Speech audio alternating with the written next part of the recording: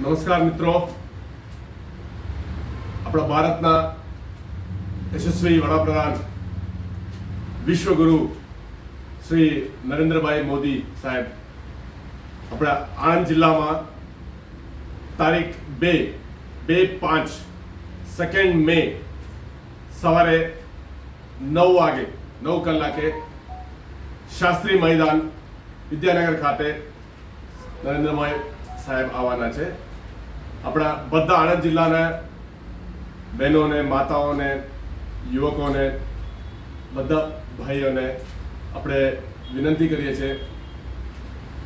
કે આપણે ખૂબ મોટી સંખ્યાથી સાહેબનું